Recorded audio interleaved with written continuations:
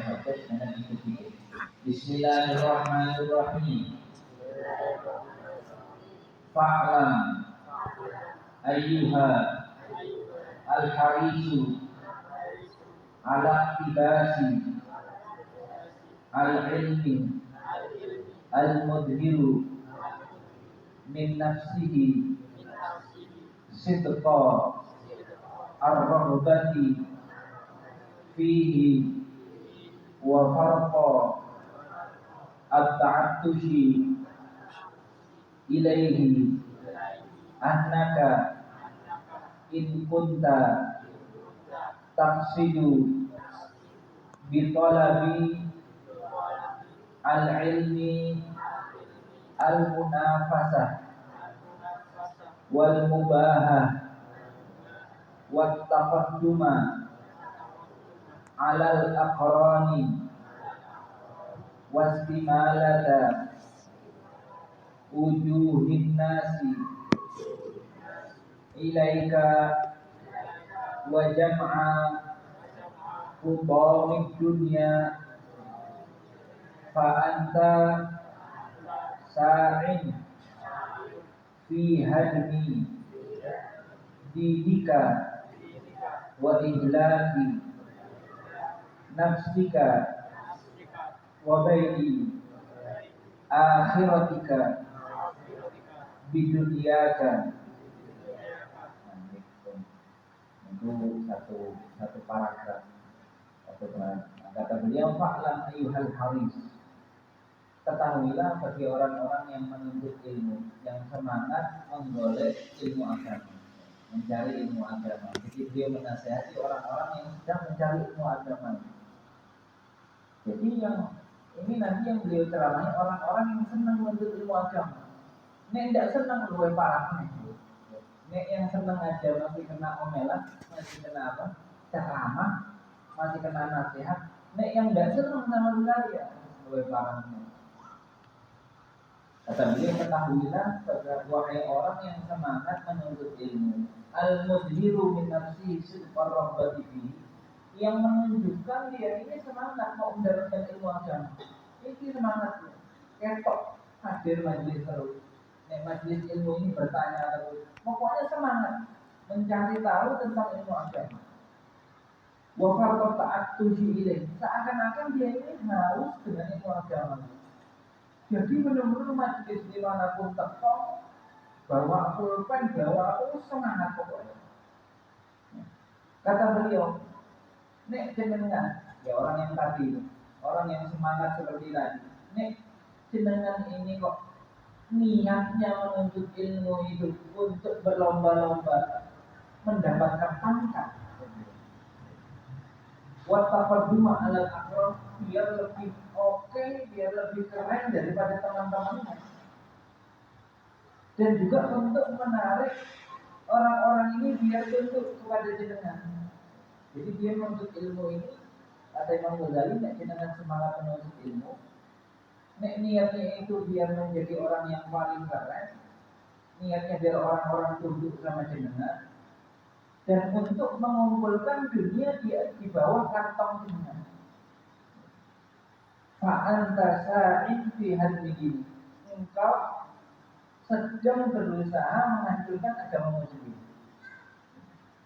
Ini orang-orang itu kok niat untuk ilmu itu kok untuk nanti mas aku biar jadi kiai besar, nanti undangan kuake duit tuh ini misalkan.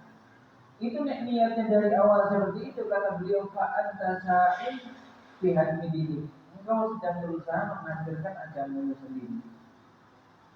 Wa ihlaki nafsika, dan untuk menghancurkan dirimu sendiri, dan juga menjual akhirat dengan dunia.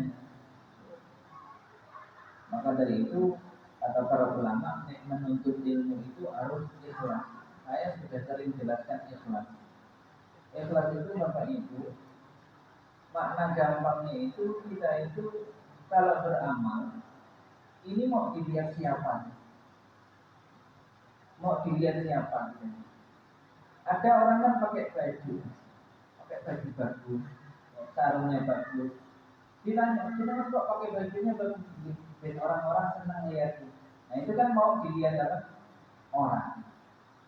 Ada orang yang pakai baju sopan, penting, ya wis ketok rapi gitu. Nek ditanya kenapa kok jenengan pakai baju seperti ini?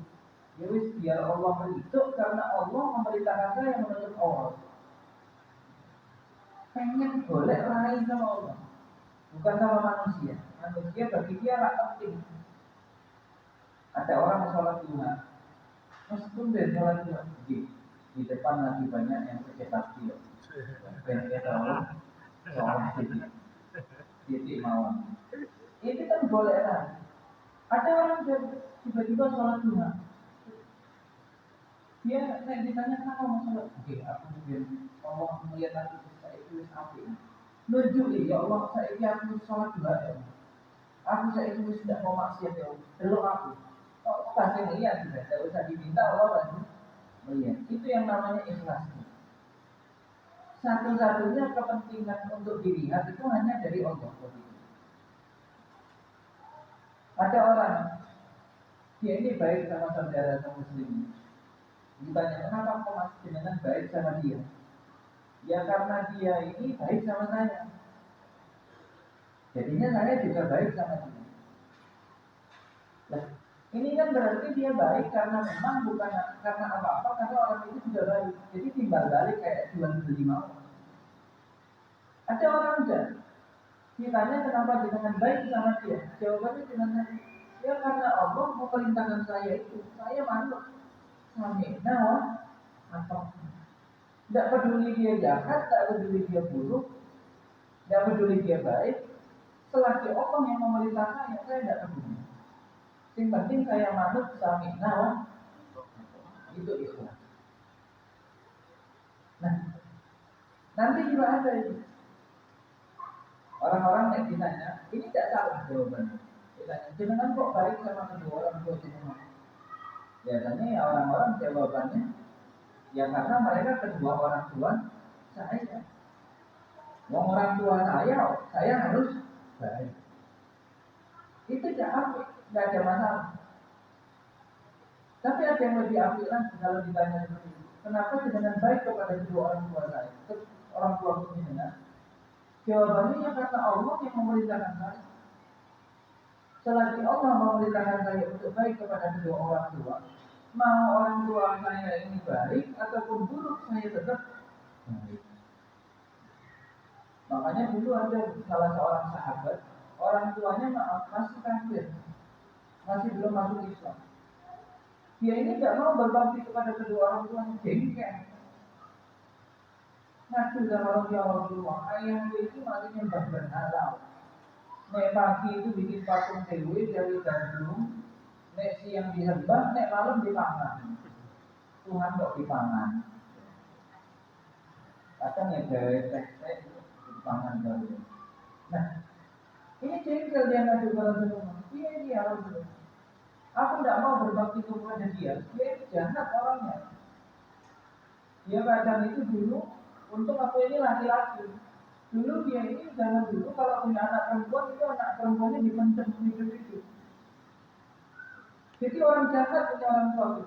Memang orang tua itu tapi jahat. Kata Rasulullah, tidak sampai harus tetap berbakti. Siapapun orang tuanya. Jadi beda motivasi. Ada orang baik karena memang orang itu baik, ada orang baik karena memang diberikan sama Allah. Ada orang dia itu ada kesempatan untuk maksiat, itu tidak mau maksiat. Kalau kita tanya kenapa Mas kok tidak mau maksiat, jadi saya izin karena mau itu ngomong lihat, saya tidak mau dilihat orang-orang ada di sini. Ada orang kalau mau maksiat itu tidak jadi maksiat bukan karena izin sama manusia, izinnya sama Allah. Ini kan beda sudah motivasi. Berarti yang tadi itu yang karena meninggalkan maksiat karena ada orang, nanti tidak ada orang dia bakal maksiat. Makanya Bapak Ibu, jadi orang baik di depan mata orang, wah gampang banget. Orang ramai seperti ini, gampang jadi orang baik. Ujiannya nih, nanti kalau kita sendiri dan seluruh pintu maksiat terbuka, itu nanti diujikan. Kejujuran kita itu imannya tenaga kok. Nah, maka dari itu ini yang namanya ikhlas. Kita ini mau ibadah, mau beramal, mau meninggal maksiat itu karena siapa sih? Itu harus ditanyakan kembali. Maka dari itu setiap kita mengkaji ilmu agama seperti ini, dulu di pondok pesantren, itu selalu diingatkan. Ayo niat dulu. Ini ngaji karena Allah. Ada niatnya itu ditulis. Nawa itu ta'allum wa ta'lim, kami niat belajar dan mengajar karena lillahi ta'ala, untuk Allah ta'ala. Walaupun angel banget. Nanti ada orang pas mau ujian kita kan belajarnya lebih giat dibanding sebelum. Nek ditanya, kenapa kok sampai belajar? Karena untuk apa? Ujian kan. Jadi harus dirubah terus, harus dibenarkan terus niat ini biar nantinya hidup kita seluruhnya sejalan sama ikhlas tadi. Nah ini nanti kalau kita rentetkan kemana-mana, ini tidak bisa habis. Contohnya soalnya di dunia ini banyak banget.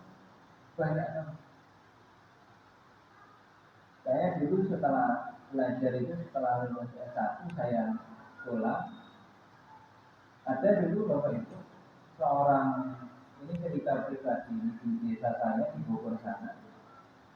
Ada seorang anak muda, dia ini punya pacar, jalannya pacar. Nah, pacarnya dia ini Pak, ini orang tuanya saya kenal. Saya temenan sama orang tuanya. Nah, si pacar yang laki ini cerita, saya itu jujur, saya nggak mau pacaran. Saya itu sudah lama dekat. Nah, tapi saya mau nikah, ini tidak boleh-boleh terus.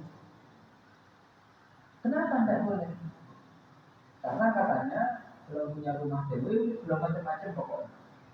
Padahal saya ini sudah sering ke rumahnya. Loh, saya tanya, jadi jenengan nek ke rumahnya dibolehkan, nek menikah tidak boleh, mungkin seperti itu. Artinya apa? Nek maksiat boleh, nek ibadah tidak boleh. Pintu haram dibuka selebar-lebarnya, pintu taat sama Allah ditutup serapat-rapat. Akhirnya saya nanya, maaf Pak, jenengan ini kalau berdua sama perempuan, ini jenengan ada pikiran kotor apa enggak? Ada. Terus kenapa tidak melakukan? Karena izin. Izin sama siapa? Izin sama orang tuanya. Nah, jadi motivasi dia itu karena apa? Izin sama orang tua. Nah, maka dari itu para ulama mengajarkan kita untuk mengajarkan anak-anak kita niat sing apik dari mulai kecil. Ayo dari kecil ini bangun tidur, ayo niat. Pokoknya hari ini aku niat dan mau maksiat sama sekali. Terus niat sih. Pokoknya hari ini aku akan beramal baik terus. Niat sih. Itu seperti itu kan terus. Ulama itu ngomong gitu. Sehingga dia besar nanti, kalau udah mau maksiat, dia ini nggak astagfirullah. Aku niat amal baik, kok malah mau maksiat. Kira-kira tahu ini. Seperti itu. Nah, hadirin hadirat yang dirahmati oleh Allah, kalau misalkan ada orang beramal ibadah seperti menuntut ilmu tadi, kok niatnya selain Allah, kata beliau itu sama saja menjual akhiratnya untuk dunianya. Penampilan api kayak orang soleh di depan orang hanya untuk dilihat manusia, tapi nanti di belakang itu naudzubillah min dzalik, itu sama saja dia kayak menjual akhiratnya untuk dunia. Makanya di antara doa para ulama itu, Allahumma la taj'alni qabihan indah hasanan indan nas. Ya Allah, jangan jadikan aku ini apik di mata manusia, jelek di mata manusia. Lorong. Itu yang paling malam, yang paling menyakitkan di mata manusia apik. Makanya jenengan tidak usah heran. Sing viral ini di dunia ini itu apik, metode apik ya. Yang viral itu banyak, metode apik.